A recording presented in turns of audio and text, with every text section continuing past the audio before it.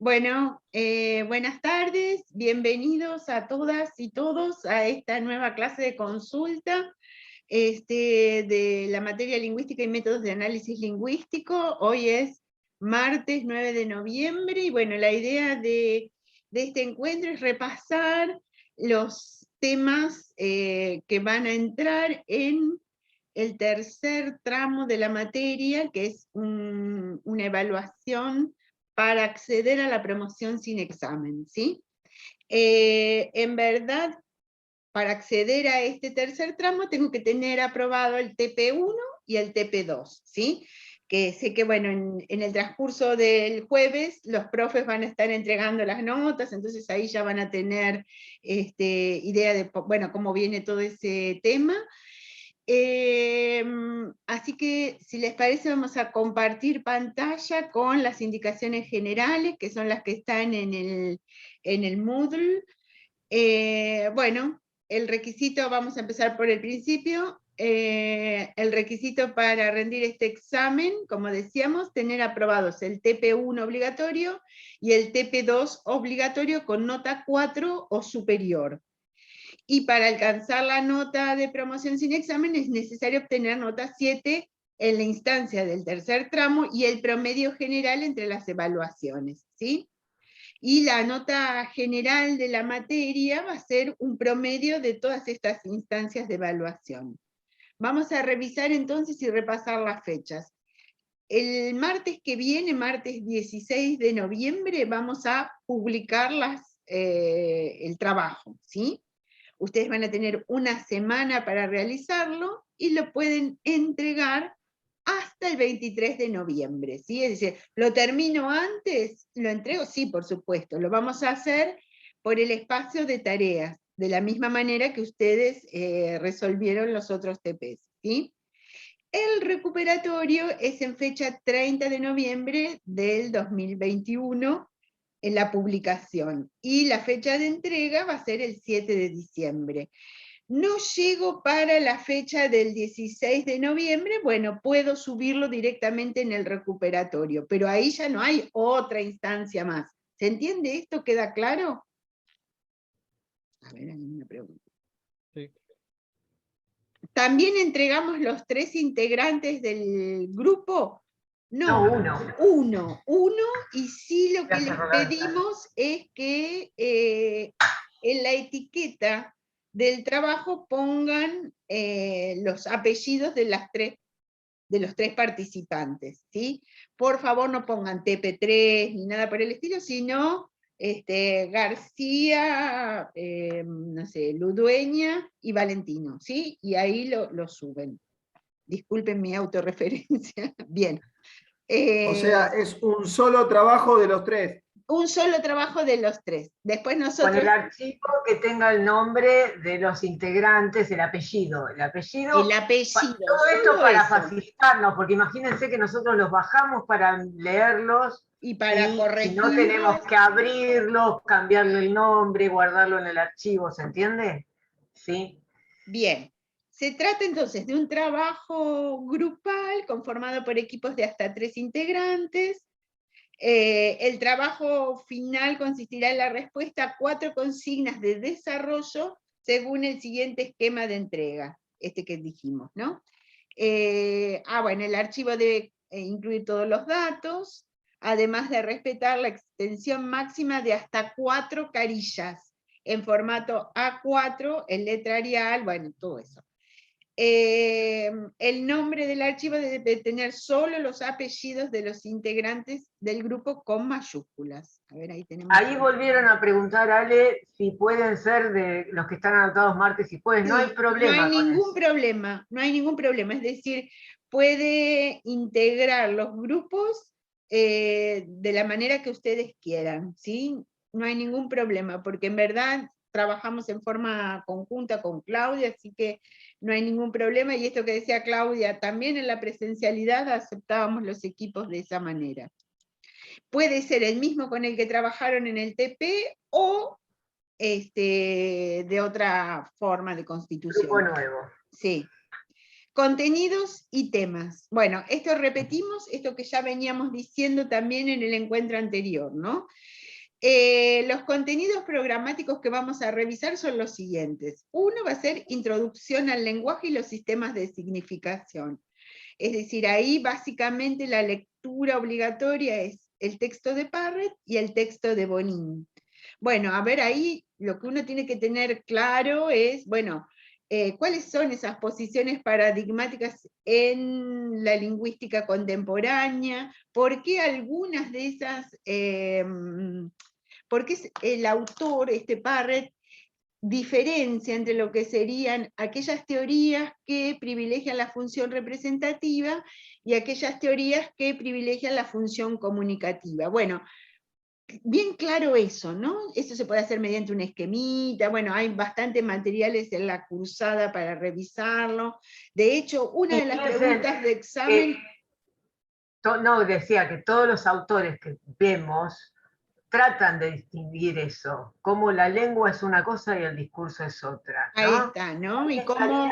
la cuestión teórica, de nosotros nos ubicamos en este lado, no en este. El que trata la lengua como algo inmanente, no. Digamos, es eso que tengan claro bien, que es una cuestión desde lo epistemológico, como la lingüística tiene dos enfoques, dos grandes paradigmas, y obviamente que todo nuestro desarrollo de la cursada está ubicado en una. Nosotros les presentamos los dos al comienzo, ¿se acuerdan? Con esta división que hace Parrett, pero hacen otros autores también, no es solo Parrett el único. Por ahí tienen otras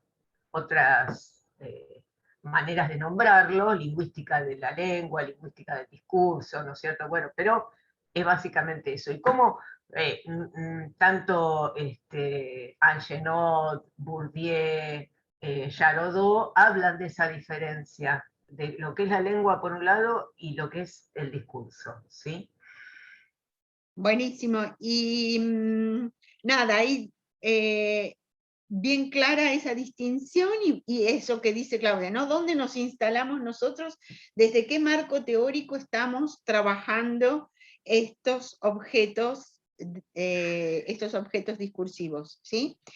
El otro gran tema que trabajamos es pragmática, específicamente lo que se conoce en la literatura como pragmática lingüística, ¿sí?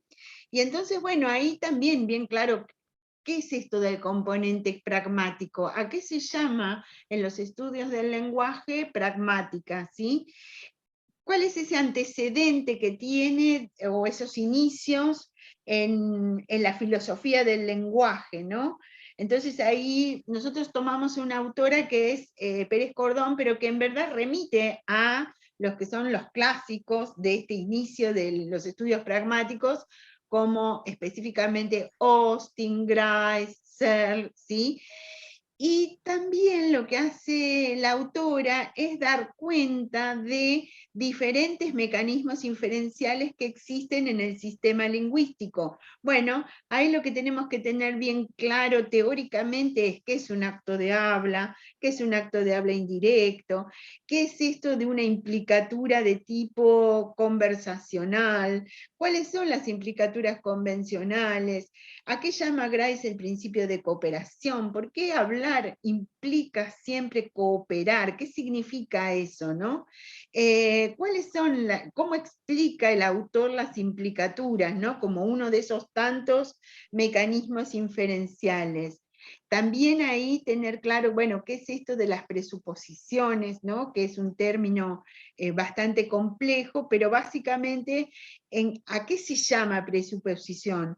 ¿Cuáles son esos mecanismos retóricos que también funcionan como mecanismos inferenciales?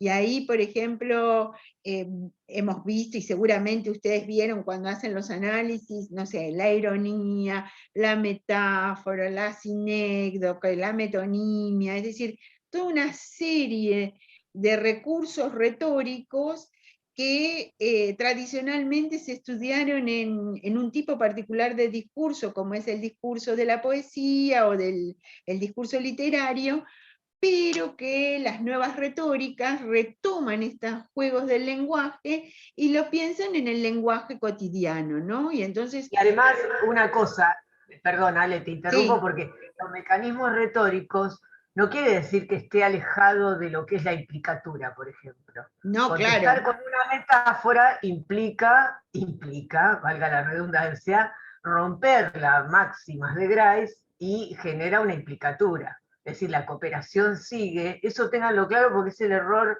básico, que acá no se respetan las máximas, no coopera, sí sigue cooperando, no quiere decir que romper las máximas, porque justamente lo que dice Grice es que las máximas se rompen, se violan constantemente, pero eso no implica no cooperación. Cuando se violan, aparece la implicatura, porque el otro me va a entender. Yo supongo que con una ironía, el otro es competente para entender que estoy ironizando, o que estoy metiendo una metáfora, ¿no? Esos mecanismos retóricos sirven cuando Maradona dice la pelota no se mancha, no es que no coopera en el diálogo y nadie le pregunta qué quieres decir con eso. Y está usando figuras retóricas para decir más, ¿se entiende? Todo lo que eso implica. Sí, y esto es muy interesante también, que también lo estuvimos revisando en estos encuentros, que cuanto más cercano es esa relación entre el hablante y el oyente, mayor cantidad de estos mecanismos inferenciales se dan, ¿no? Es decir, que una mínima palabra, una expresión, etcétera. El ya casi, por ejemplo. El ya casi, ahí está, el ya casi qué, ¿no? Seguimos, eso viola todas las máximas. seguimos laburando. Bien. Y después seguimos con los otros temas, pero es muy interesante esto que estamos viendo, ¿no? Porque precisamente esa reconstrucción de sentido que seguramente ustedes han trabajado en los análisis y todo lo demás, tiene que ver con estas inferencias, ¿no? Con estos mecanismos inferenciales que son múltiples en las lenguas, ¿eh? No es que se reducen acá a estos son como los más estudiados, los más comunes, pero hay mecanismos inferenciales de todo tipo, y esa es la riqueza y la complejidad estructural que tiene un sistema lingüístico, ¿no? Es decir, que cuando uno aprende una lengua, ¿qué es lo que nos pasa cuando aprendemos una lengua que no es la nuestra, que no es ¿cómo es? La materna, no digas la materna, que no es la... Es mamá, es mamá. Está mal. Que no es la lengua habitual, la lengua nativa. Esa, la lengua nativa. Y bueno, ahí vemos claramente estos mecanismos, como la riqueza de una lengua es precisamente poder identificar estas cuestiones no dichas, estos dobles sentidos, ¿no? Todo lo que es los chistes, todo eso funciona y explota estos mecanismos inferenciales, ¿sí? Bueno, el otro gran tema que también estuvimos revisando es el del discurso social, ¿sí? A partir de un autor contemporáneo que es Marc Angenot, y que decíamos que era una visión semiodiscursiva, ¿sí? Porque es como que amplía la definición de, bueno, ¿qué es esto del discurso? ¿Cómo entender esa discursividad social, ¿no? Por eso, una de las cuestiones que tenemos que acá revisar es, bueno, ¿cuál es el concepto de discurso social que tiene el autor? ¿A qué llama discurso social, sí? Cuando habla de todo lo que se dice en un estado de sociedad, ¿a qué se refiere, no? Y además... Tienen un encadenamiento de definiciones que, a ver si se entienden, ¿no? Eso de sistema regulador global, objeto compuesto, formado de subconjuntos interactivos, unidad global resultante de estrategias múltiples no aleatorias. Habría que desarrollar. Claro, ¿no? Esa sería pregunta para desarrollar, por ejemplo, ¿no? Es decir, bueno, ¿cómo? Porque cuando está explicitando estas categorías, o en verdad esta dimensión, está dando cuenta de a qué llama discurso social, ¿sí?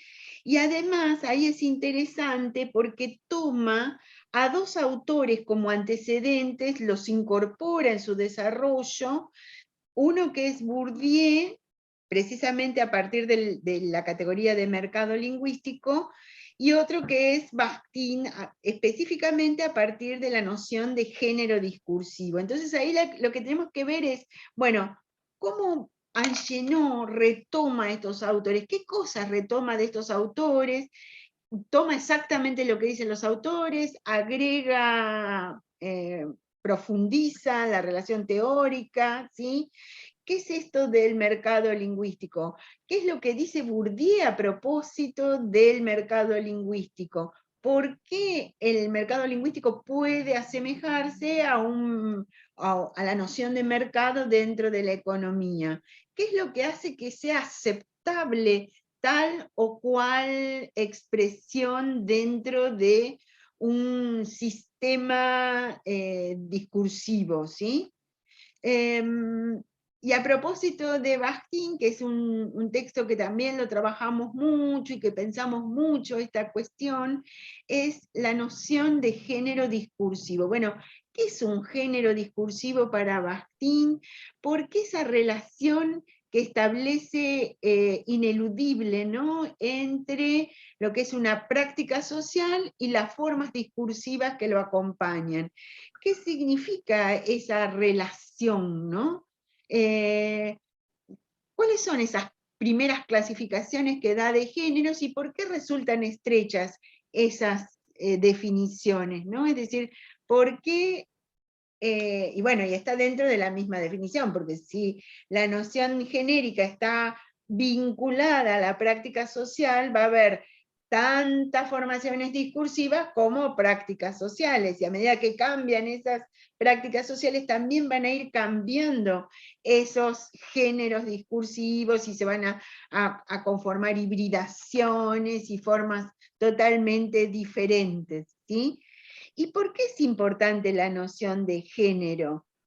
¿Por qué es importante para lo discursivo la noción de género? Y porque precisamente es uno de los elementos que me da pistas de la interpretación de ese discurso, ¿no?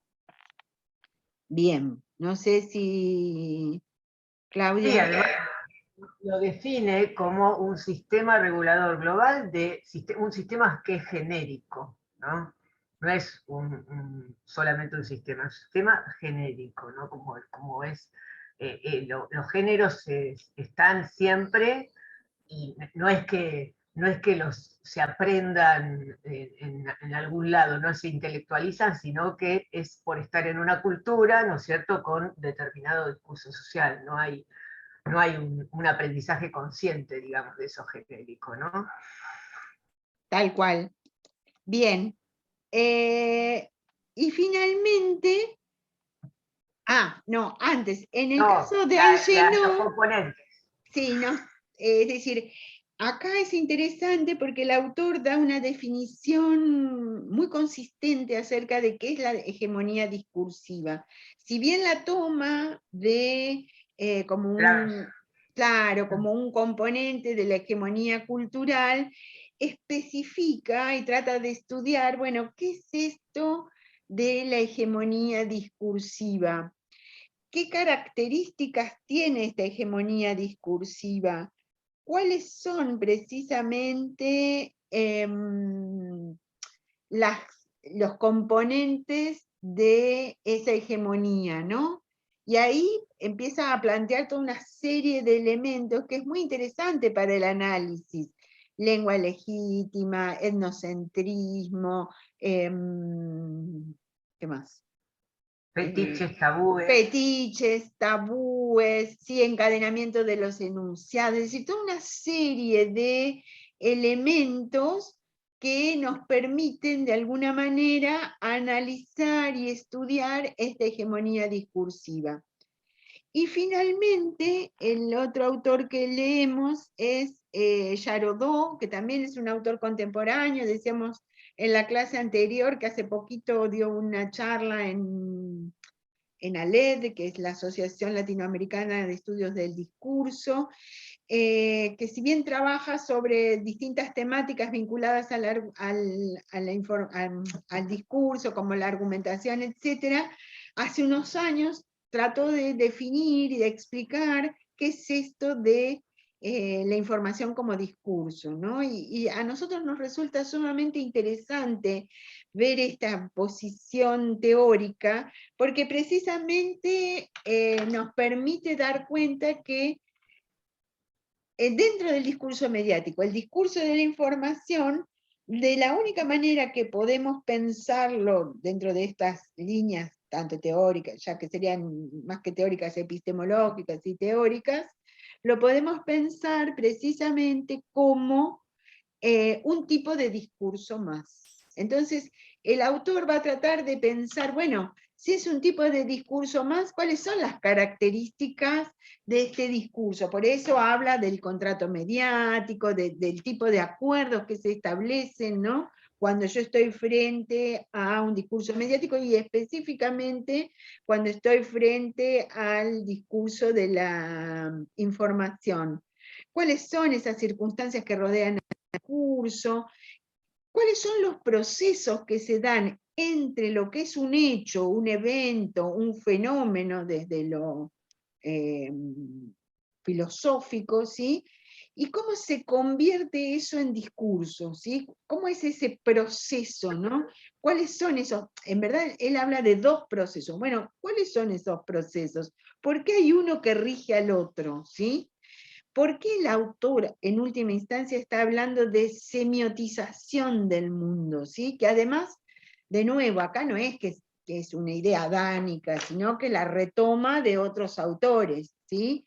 Esta idea de que cuando yo nombro, significo.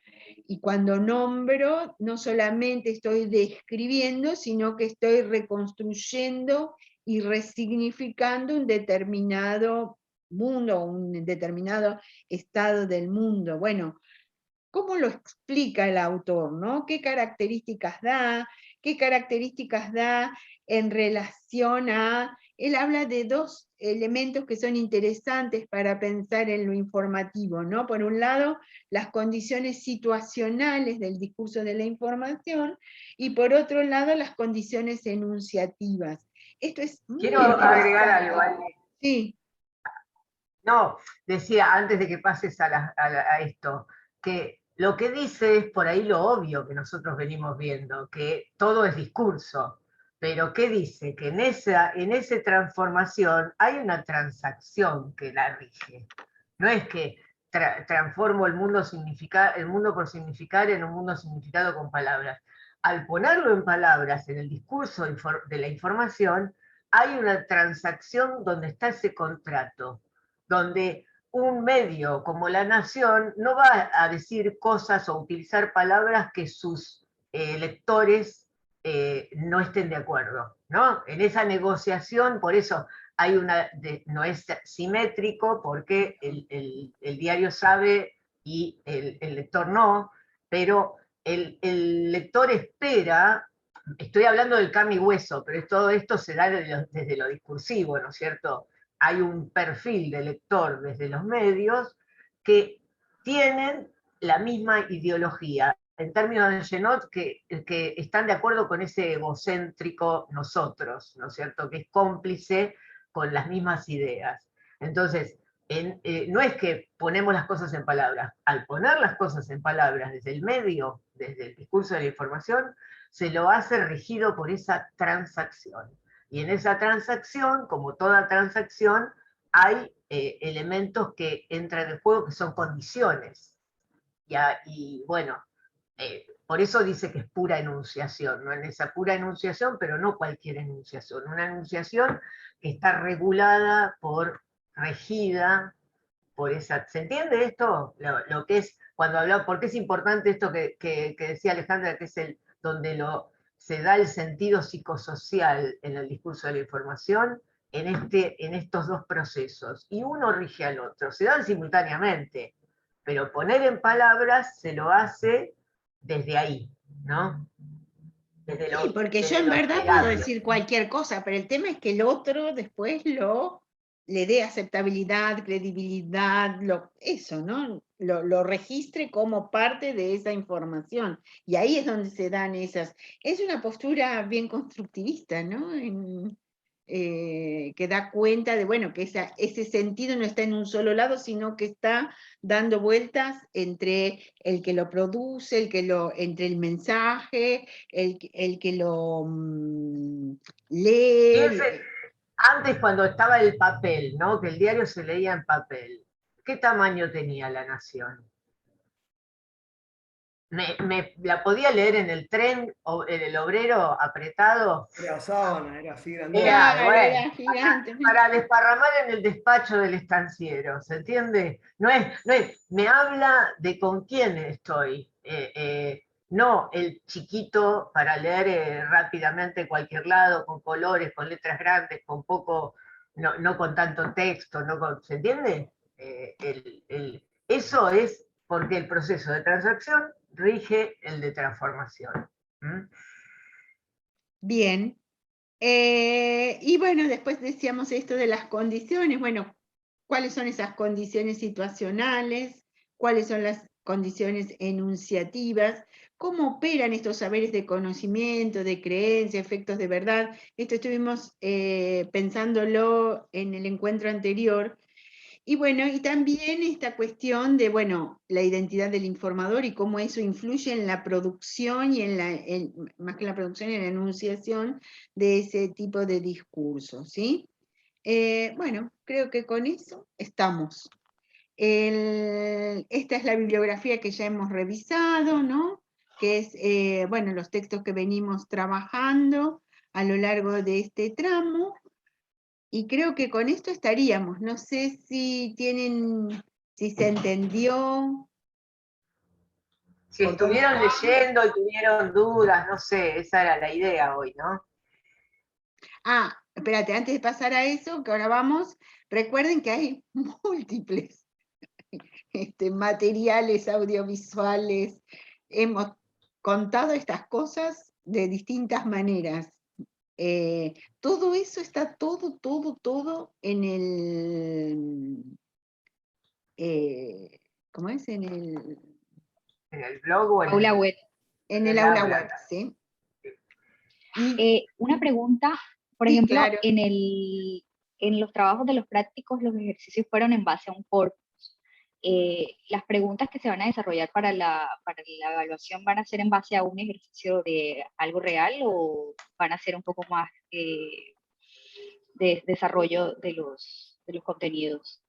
Es un examen de tipo más teórico, es decir, básicamente vamos a hacer un análisis de tipo conceptual, ¿sí? Que es lo que estamos pidiendo. Tal vez les pidamos algún ejemplo, entonces ustedes lo pueden tomar del corpus que trabajaron en los trabajos prácticos, pero O le pongamos algún ejemplo o al breve. revés, o nosotros les ponemos un ejemplo. Vieron como en el caso que estaba el videíto ese de Iñiguez, ¿no? De Lupicino, que bueno, él analizaba de distintas estrategias discursivas a propósito de los discursos en pandemia. Quizás nosotros les ponemos un breve fragmento y ustedes tienen que pensarlo en estas claves que estamos trabajando.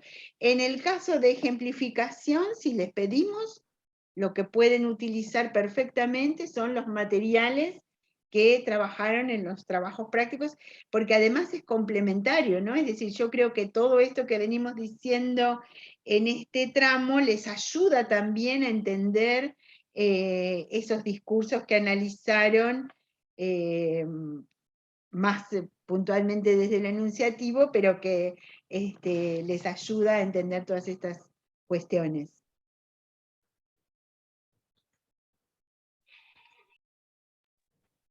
Genial, gracias. No, de nada, Patricia. No sé si surge alguna otra duda. Y las dudas van a surgir cuando lo empecemos a hacer. Tal cual, tal cual. Yo creo que por cronograma teníamos previsto un encuentro que sería el martes publicamos, ¿sí? El martes publicamos la consigna y el otro jueves, que es jueves, a ver, jueves 18, ¿sí? Ahí ya, con el trabajo en la mano, pueden venir y consultarnos dentro de los límites de lo posible. No entendían lleno, no vamos a explicar todo al lleno de nuevo, pero... No, por ahí un buen ejercicio se me ocurre ahora, porque estoy improvisando, pero es el material que trabajaron en los prácticos, pensarlo desde estos teóricos, ¿no? Como de qué También, manera claro. dice, a ver si lo entendí, a ver si esto que dice Bourdieu y yo lo pienso desde los medios, ¿cuál sería el mercado? ¿En qué mercado estamos? El de los medios. Bueno, pero yo trabajé con Página 12. Página 12 tiene un mercado propio, porque en realidad no compite con La Nación. Tiene sus propios lectores y el capital que tiene Página 12 es otro mercado. ¿Se entiende? Ir pensándolo y de qué manera es ese capital, a través de qué. Y ahí puedo tomar a Genot. Bueno, la lengua legítima. Lo mismo pasa con Clarín. Tal cual. Claro, Tal cual. claro. Bueno, pero por ahí, en Clarín La Nación podríamos pensar en un mercado más cercano, ¿no? sí. Más homogéneo. Sí, Pero es aunque decir, se tiene su compiten en el diferencia, mercado entre ellos. Sí, claro. ahí está, ¿no? Y de Pero hecho, vos Página 12 fijate que no. No. ¿Se entiende? Si bien en el macro están todos en el mercado del discurso de la información, en el caso de Página 12, su capital está puesto desde otro lugar, desde la ideología, desde el vocabulario, desde la manera de contar, desde de lo intelectual, ¿no es cierto?, de lo universitario académico también, qué sé yo, ¿no? De lo político. Entonces, ¿cómo el capital se forma en otro lugar? Y pensarlo desde Angenot es lo mismo, cómo ese egocentrismo se arma con un nosotros que está siempre hablando de derechos humanos, que tiene una orientación política de centro izquierda, que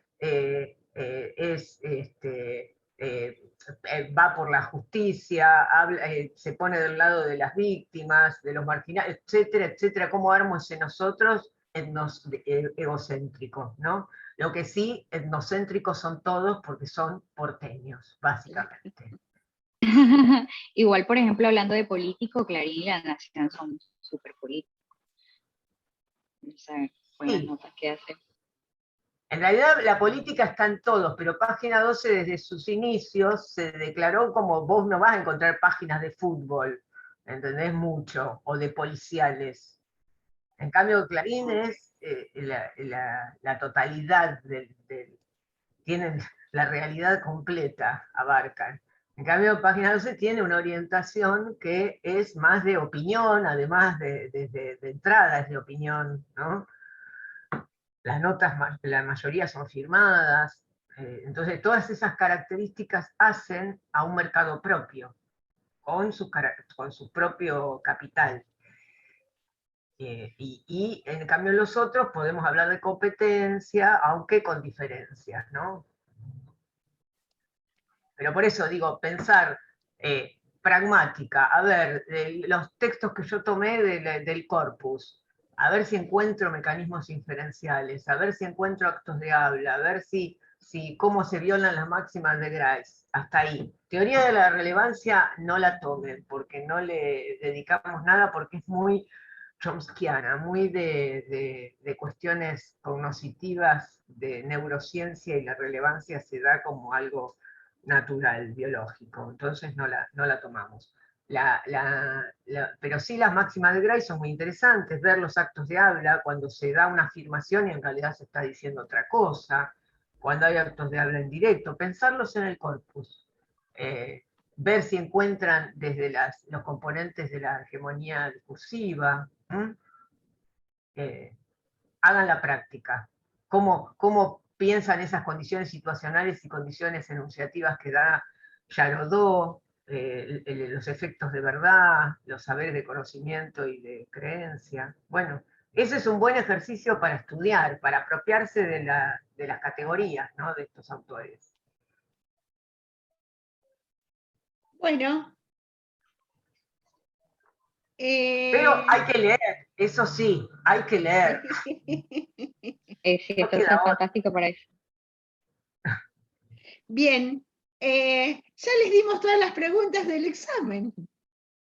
Son esas, esas que dijimos, por ahí va. Nada, si les parece entonces, el próximo martes publicamos el trabajo y nos volvemos a encontrar el jueves 18, recuerden que la de los jueves es a la mañana, 11:30 de la mañana, y ahí ya traen dudas puntuales, cosas que no se entiendan, etcétera, etcétera. Y por supuesto que tenemos habilitado en el espacio del aula web un foro de consultas donde pueden hacer consultas sobre nada, estas cuestiones más de tipo operativas, que creo que están bastante claras en el aula, y lo otro que se les ocurra, siempre teniendo en cuenta esto, ¿no? No entendí Parrett, buscando la vuelta como para pensar, bueno, cuál es la posibilidad o qué cosas me interesarían, ¿sí? Si les parece entonces, no sé si quedó algo más por ahí, por revisar, por ver.